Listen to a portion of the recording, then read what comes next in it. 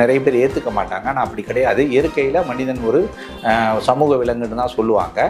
காரணம் என்ன அப்படின்னா, மனிதனுடைய படைப்பு அப்படி. அந்த எல்லாம் கோயிலில் வளர்த்துறது, மாடுகள் வளர்த்துறது இதெல்லாம் இருக்குது. இதெல்லாம் தேவையே கிடையாது. அது ஒரு காலகட்டத்தில் இருந்தது அந்த மாதிரி. அதெல்லாம் இந்த யானை ஆசீர்வாதம் பண்ணுறது இதெல்லாம் அது ஒரு வேடிக்கை பொருளாக முதல்ல கோயில்களில் யானைகளை வளர்த்துறத முழுமையாக தவிர்த்துக்கணும். ஸ்ட்ரீட் டாக் குழந்தைகளை கடிச்சிடுது அப்படின்ட்டு வரும்.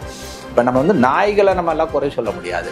நாய் அதுகளுக்கும் இயற்கைன்னு ஒரு குணம் இருக்கும். இப்போ அதில் மனிதன் கூட விதிவிலக்குகள்லாம் கிடையாது. அப்படி இருக்கும்போது நம்ம இதை எப்படி சொல்ல போகணும் அப்படின்னா, மனிதர்கள் கூட பார்த்திங்கன்னா ஒரு காலகட்டத்தில் பார்பேரியனாலாம் இருந்திருக்கிறாங்க. வளர்த்துற நாயை பாருங்கள், உணவு போடும் போது நீங்கள் அந்த உணவு போட்டுட்டு இருக்கும்போது அதை நீங்கள் டிஸ்டர்ப் பண்ணினீங்கன்னா எவ்வளோ தான் பழகினாலும் உங்களை கடிக்க வரும்.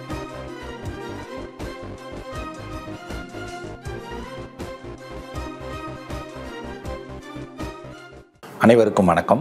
வணக்கம் சார். மறுபடியும் இன்வெஸ்டிகேஷன் ரிப்போர்ட்டர் சேனலுக்கு இன்டர்வியூ கொடுக்கறதுக்கு நன்றி. இப்போ சமீப காலத்தில் பார்த்தீங்கன்னா திருச்செந்தூர் கோவிலில் யானையை மிதித்து 2 பேர் இறந்துருக்காங்க. அது குறித்து உங்கள் பார்வை சார்? அதாவது நேற்று திருச்செந்தூர் கோயிலில் தெய்வ யானைங்கிற ஒரு யானை இருக்குது, பெண் யானை. அது 2 பேரை மிதித்து அவங்க இறந்துட்டாங்க. முதல்ல அவங்களுடைய குடும்பத்திற்கு நமது ஆழ்ந்த இரங்கலை தெரிவித்துக் கொள்கிறோம்.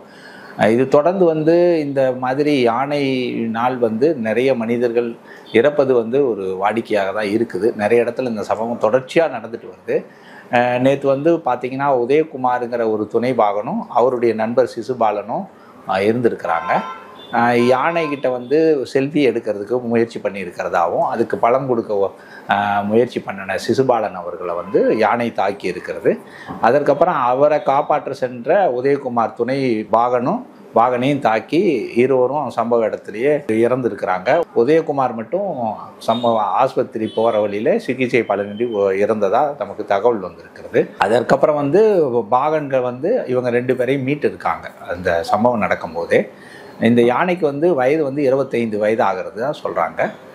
இந்த சம்பவம் ஒரு பெரிய துயர சம்பவமாக தான் இருக்குது. ஓகே சார், இந்த மாதிரி சம்பவங்கள் எதனால் நடக்குதுன்னு நீங்கள் நினைக்கிறீங்க?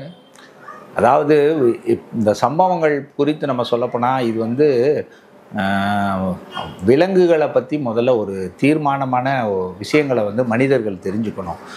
இயற்கைக்குன்னு ஒரு சில கேரக்டர் உண்டு. எல்லா உயிரினங்களுக்கும் இயற்கையால் படைக்கப்பட்ட ஒவ்வொரு உயிரினங்களுக்கும் ஒரு பெக்கூலியர் கேரக்டர் இருக்கும்.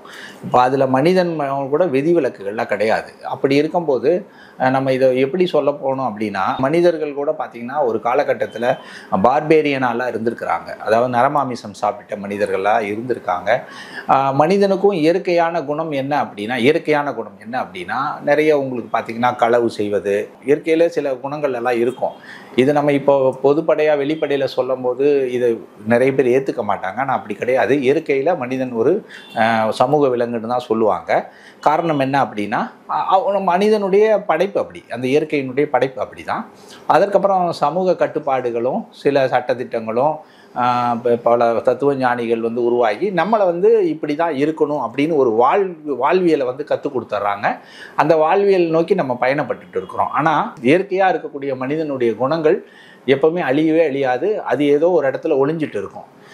ஏன் இதை நான் இப்போ சொல்கிறேன் அப்படின்னா, ஏதாவது ஒரு சந்தர்ப்ப சூழ்நிலை நீங்கள் மனிதர்களை பார்த்தீங்கன்னா, ஒரு பஞ்சம் வருதுன்னு வச்சுக்கோங்களேன், ஒரு பஞ்சமோ ஒரு பெரிய ரெவல்யூஷன் வருது அப்படின்னா, உணவு கிடைக்கல அப்படிங்கும்போது மனிதனுடைய கேரக்டர் பார்த்திங்கன்னா அப்படியே சேஞ்ச் ஆகிறத நம்ம பார்க்கலாம். பல இடத்துல நீங்கள் பார்த்துருக்கலாம். அந்த உணவுக்காக அவன் சண்டை போடுறதும் சர்வைவல் பண்ணுறதும் யாரையும் மூர்க்கமாக ஒருத்தரை தாக்கிக்கிறதும் எல்லாம் நம்ம பார்த்துருப்போம். இது அடிப்படையாக மனிதனுக்குள்ள அடிப்படையான இயற்கையினுடைய குணங்கள். இதை எதுக்கு நம்ம இதை சொல்ல வரோம்னா, அதே மாதிரி தான் விலங்குகளுக்கும் அடிப்படையாக சில குணங்கள் இருக்கும். அது ஒவ்வொரு விலங்குகளுக்கும் ஒரு குணங்கள் இருக்கும். அப்படி இருக்கும்போது யானைங்கிறது ஒரு மூர்க்கமான விலங்கு தான். அதை நம்ம பழக்கப்படுத்தி, நம்ம சொன்ன மாதிரி தான், அதை பழக்கப்படுத்தி அதை ஒரு ட்ரெயின் பண்ணி அது மனிதனோட கண்ட்ரோலில் நம்ம வச்சுக்கிறோம்.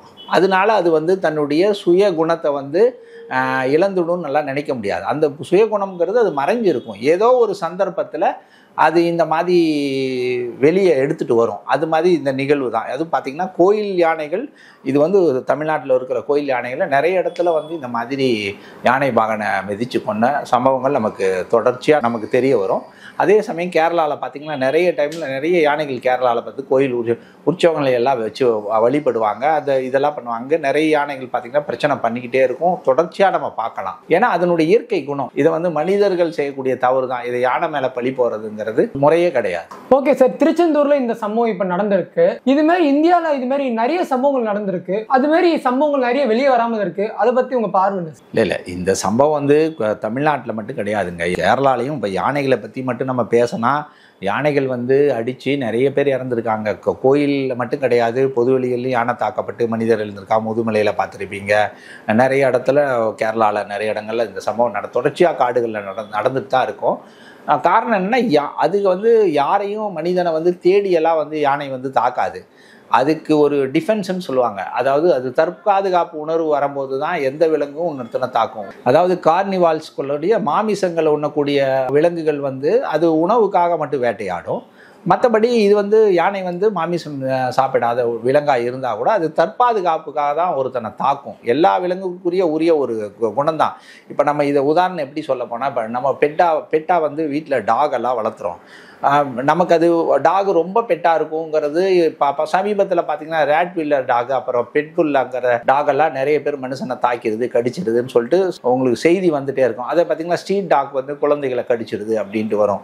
இப்போ நம்ம வந்து நாய்களை நம்ம எல்லாம் குறை சொல்ல முடியாது. நாய் அதுகளுக்கும் இயற்கைன்னு ஒரு குணம் இருக்கும். இப்போ உணவு போடும்போது பார்த்தீங்கன்னா, வளர்த்துற நாயை பாருங்கள், உணவு போடும்போது நீங்கள் அந்த உணவு போட்டுட்டு இருக்கும்போது அதை நீங்கள் டிஸ்டர்ப் பண்ணினீங்கன்னா எவ்வளோ தான் பழகினாலும் உங்களை கடிக்க வரும். அதனுடைய இயற்கை குணம், அது மாற்றவெல்லாம் முடியாது. ஒரு அற்புதமான ஒரு படம் லைஃப் ஆஃப் பைன்னு ஒரு படம் வந்துச்சு. அதில் பார்த்தீங்கன்னா, அந்த படம் பார்த்தீங்கன்னா புரியும். அந்த படத்தை விலங்குங்கிறது விலங்கு தான், அது கண்ணில் கருணை தெரிகிற மாதிரி தான் தெரியுமே வெளியே அது கருணையெல்லாம் நம்ம எடுத்துக்க முடியாது. அதற்குரிய ஒரு சுபாவம் அதுக்கு இருக்கத்தான் செய்யும். அதை நம்ம மாற்றியெல்லாம் அமைக்க முடியாது. ஸோ நம்ம வந்து விலங்குகளை விலங்காதான் நம்ம பார்க்கணுங்கிறது நம்மளுடைய கருத்து. ஓகே சார், இந்த மாதிரி துயர சம்பவங்கள் நடக்காம இருக்க மனிதர்கள் அவங்க என்ன செஞ்சுக்கணும்னு நினைக்கிறீங்க நீங்க? நமக்கு வந்து காலங்காலமா வந்து மனிதன் வந்து விலங்குகளோட பிரிக்க முடியாத ஒரு பந்தத்துக்கு உருவாகிட்டோம். அப்படி இருக்கிறதுனால அது வந்து பழக்கத்திலையும் வந்துடுது. விலங்குகளை நம்ம வந்து பெட்டா வளர்த்துறதும் இல்லை அதை விலங்குகளை பயன்படுத்தி நம்மளுடைய வசதிக்காக அதுகளை பயன்படுத்துறதும் இது வந்து பழக்கம். ஆனால் இன்றைக்கி வந்து நாகரிக வளர்ச்சி, விஞ்ஞான வளர்ச்சி, எங்கேயோ போயிட்டோம், அறிவியல் மெஷினரிஸ் நிறைய வந்துட்ட போது இந்த விலங்குகளை வச்சு மனிதனுக்கு உபயோகமான விஷயங்களை செய்வதை முதல்ல தவிர்த்துடணும். ஒரு காலகட்டத்தில் ஏன்னா மாற்றங்களை நம்ம எடுத்துக்க வேண்டிய இடத்துல இருக்கும்போது விலங்குகளை பயன்படுத்தி நமக்கு ஒரு உதவியாக இருக்கும் அப்படிங்கிறத முதல்ல நம்பதை நம்ம தவிர்த்து விடணும். விலங்குகளாகவே வாழ விடுங்க, முதல்ல அதுகளை வாழ விடுங்க. அதுகளை நம்ம எந்த வகையிலையும் குறைய சொல்ல முடியாது. அதுகளை இயற்கையாக வாழ விட்டுடுங்க. அதே மாதிரி இங்கு வந்து நம்ம ஒரு சில காரணங்கள் சொன்னால் கூட பல பேருக்கு பிடிக்காது. இந்த மத அடையாளங்களும் மத நம்பிக்கைகளும் அது எப்படின்னா, அது வந்து நம்பிக்கை தான் சொல்லுவாங்களே வெளியே அது உண்மை கிடையாது. ஏன்னா மத நம்பிக்கையின் அடிப்படையில் தான் பார்த்து இந்த யானைகள் எல்லாம் கோயிலில் வளர்த்துறது, மாடுகள் வளர்த்துறது இதெல்லாம் இருக்குது. இதெல்லாம் தேவையே கிடையாது. அது ஒரு காலகட்டத்தில் இருந்தது அந்த மாதிரி. அதெல்லாம் இந்த யானை ஆசீர்வாதம் பண்ணுறது இதெல்லாம் வந்து அது ஒரு வேடிக்கை பொருளாக வந்து முதல்ல கோயில்களில் யானைகளை வளர்த்துறத முழுமையாக தவிர்த்துக்கணும். கண்டிப்பாக அதை தவிர்த்தே ஆகணுங்கிறது தான் நம்மளுடைய விண்ணப்பமாக இருக்குது இந்த இடத்துல. ஏன்னா அது வந்து ஒரு காலகட்டத்தில் இந்த சம்பிரதாயங்களெல்லாம் இருந்துச்சு, அதெல்லாம் முதல்ல எடுத்துடணும். எந்த மதமாக இருக்கட்டும், எல்லா மதத்தில் இந்த மாதிரி அடிப்படையான ஒரு நம்பிக்கைகள் இருந்தால் அதை கலைந்து எடுக்கணும். ஏன்னா அது கடவுள் நம்பிக்கைங்கிறது வேறு விஷயம். இந்த மாதிரி ஒரு அனிமலை வச்சு அது ஆசீர்வாதம் பண்ணால் நல்லா இருப்போம் அப்படின்னு நினைக்கிற இந்த நம்பிக்கைகள்லாம் முதல்ல கலைந்தடிச்சணும். ஏன்னா ஒரு விலங்கு அது இவ்வளோ மிகப்பெரிய விலங்கு, அது காட்டில் சுதந்திரமாக சுற்றி திரியும். டெய்லி எத்தனையோ கிலோமீட்டர் வந்து நடக்கும். யானைங்கிறது ஒரு நாளைக்கு எத்தனையோ கிலோமீட்டர் காட்டில் நடக்கும். அதை நீங்கள் பார்த்தீங்கன்னா ஒரு 500 ஸ்கொயர் ஃபீட் இல்லை ஒரு 1000 ஸ்கொயர் ஃபீட்டுக்குள்ளே வச்சு அடைச்சி வச்சு அங்கேருந்து கொஞ்சம் தூரம் காலையில் கூட்டிகிட்டு போகிறது, குளிக்க வைக்கிறது, திருப்பியும் கூட்டிகிட்டு வந்து அதுக்குள்ளே அடைச்சி வைக்கிறது. எப்போ பாரு சத்தம், பயங்கர சத்தம், பல பேர் அதை வேடிக்கை பார்க்கறது, ஒவ்வொருத்தரும் ஒருடைய செயல்பாடுகள் இதெல்லாம் அது ரிப்பீட்டடாக பார்க்கும்போது அது மனோநிலை எப்படி இருக்குங்கிறது யோசித்து பார்க்கணும். அப்போ ஏதாவது ஒரு சந்தர்ப்பத்தில் அது மூர்க்கமாகக்கூடிய நிகழ்வு ஏற்படும். அப்போ மூர்க்கமாகும் போது அது முதல்ல உடன் இருக்கிறவங்கள தான் அது தாக்கும். நிறைய பேர் நினைக்கிறாங்க யானை வந்து ஒரு பாகன் நல்லா பழகிட்டா பாகனை ஒன்றும் பண்ணாது அப்படின்ட்டு. அது யாரை ஒன்றும் பண்ணாத, அது மூர்க்கமாக மாறிச்சுன்னா அது அடிச்சிடும். அதே மாதிரி யானையுடைய பழக்கம் ஒருத்தர் இறந்துட்டா கண்ணீர் விடும், அது கவலைப்படும்னு சொல்லி இப்போ பொதுவெளிகளில் தொடர்ந்து, அதாவது அந்த மாதிரி எந்த சயின்ஸோ நிரூபிக்கப்பட்ட உண்மையோ எதுவுமே கிடையாது. யானை ஒருத்தர் இறந்துருச்சுன்னா அங்கேயே நாளெல்லாம் நின்று அழுதுட்டு இருக்கும், கஷ்டப்படும். அதெல்லாம் கிடையவே கிடையாது. அந்த மாதிரி எந்த விதமான இதுவே கிடையாது. அது பழக்கப்பட்டவங்க. இப்போ ஒரு நம்ம வீட்டில் வளர்த்துற டாகே நம்ம இல்லைன்னா தேட தான் செய்யும். அதுதான் வழியா அது பழக்கத்துக்கு தேடுமே வழியா அது வருத்தப்படுது கத்துதுங்கிறதெல்லாம் நம்ம வந்து எடுத்துக்க முடியாது. அதனால அந்த நம்பிக்கைகளை வச்சு நம்ம ஒரு விலங்கை வந்து நீங்கள் வந்து இப்படி இந்த மாதிரி ஒரு விலங்கு சாஃப்டாக இருக்குது இந்த விலங்கு அப்படின்னலாம் நினைக்கக்கூடாது. அதனுடைய இயற்கை குணங்களை மாற்ற முடியாது. அந்த இயற்கை குணம் என்னைக்காவது வெளியே வரும். வெளியே வரும்போது மனிதர்கள் தான் பாதிக்கப்படுவாங்க. இப்போ மனித உயிருக்கு நம்ம ரொம்ப முக்கியத்துவம் கொடுக்கும்போது இந்த மாதிரி நிகழ்வுகள்லேருந்து தவிர்க்கணும்னா இந்த மாதிரி கோயிலில் யானையெல்லாம் பராமரிக்கிறதையோ வளர்த்துறதையோ வேடிக்கை காமிக்கிறதோ வித்தை காமிக்கிறது எல்லாம் தவிர்த்தணும். ஏன்னா நாங்கள் நிறைய இந்த மாதிரி விஷயங்களில் போராட்டமெல்லாம் பண்ணியிருக்கிறோம். ஏற்கனவே வந்து கோயிலில் வந்து பசுமாடுகள் எல்லாம் வந்து தானம் கொடுக்கறதெல்லாம் கொடுக்கக்கூடாது. அப்படி தானம் கொடுத்தாலும் அந்த மாடுகள் என்ன பண்ணுவாங்க, புச்சர்ஸ் வாங்கிட்டு போயிடுவாங்க, ஏலத்தில் விட்டுடுவாங்க. அதை ஏலத்தில் எடுத்துகிட்டு போய் அறுப்புக்கு போயிடுவாங்க.